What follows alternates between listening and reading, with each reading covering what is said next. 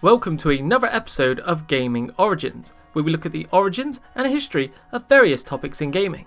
On today's video, we're looking at another popular platformer from the PS2 era, and that is Sly Cooper, which is created by the team at Sucker Punch.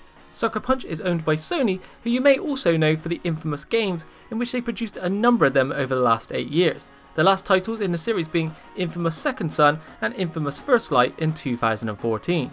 Sly Cooper wasn't their first game. Their first game was actually Rocket Robot on Wheels for the Nintendo 64 in 1999. Sly Cooper and the Thievius Raccoonus, also known as simply Sly Raccoon in Europe, released in September of 2002. The game released during the time when platformers were at their peak and every console was fighting for that killer platform and mascot. The Sly series is often compared to the Jak and Daxter series that released a year prior and the Ratchet & Clank series that released a month or two later. The Sly series ultimately wouldn't sell quite as well as those two, however was still a very successful series for PlayStation and one with a large fan base. Sly Cooper is a stealth action platformer which, as you might expect, is primarily a platformer with some stealth elements. Plot-wise, the game was simple but enjoyable. You play as Sly, a raccoon who's from a long lineage of master thieves. His father is killed by a group called the Fiendish Five when he was young, stealing a particularly important book called the Fiendish Raccoonus, which basically contains his family history and how to steal from those that deserve it. He meets up with Bentley and Murray, and as a gang called the Cooper Gang, they decide to try and steal back the book, and that sets up the game. Sly Cooper was critically well received, scoring a very respectable score of 86%. Just 2 years later, and in late 2004, we got the sequel, Sly 2 Band of Thieves. Sly 2 is often regarded by fans as the best Sly game. The biggest change with Sly 2 is you are no longer in linear-esque levels, instead having small open worlds with different missions. Band of Thieves also makes you feel more like a thief. You can actually steal from foes in the world, such as coins and a few other items. Another addition is you are no longer relegated to just playing as Sly. Now with various missions you can play as Murray and Bentley. The story naturally follows on from the first. The main villain from the first game, Clockwork, has been split into parts, stolen and distributed among new villains, the Claw Gang, in which you'll have to take down. Sly 2 Band of Thieves scored a very solid 88% overall on Metacritic, just above the Thievius Raccoonus. An even shorter development time of only a year, and in 2005 we got Sly 3 Honor Among Thieves, which was also the last Sly game developed by Sucker Punch. Sly 3 isn't held in as high regard as Sly 2, however was still a solid title in the series. Sly 3 dramatically increases the total playable characters to 8 with moderate success, as some of the characters really weren't all that particularly fun to play as. Interestingly, Sly 3 could be played in entirely 3D. However, not the 3D that we know today, but the old school 2005 red and blue glasses 3D that didn't really look all that great and also made the frame rate worse.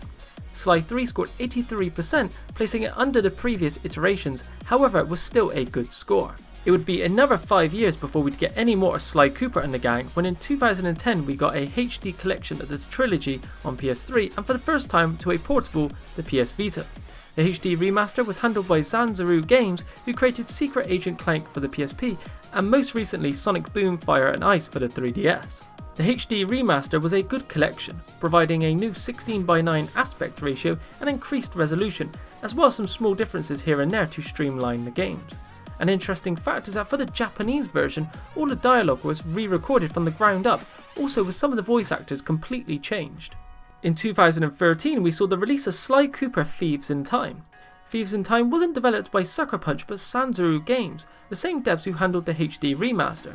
Interestingly enough, Zanzaru worked on a prototype Sly game as early as 2008, completely unprompted by Sony, and approached them with it.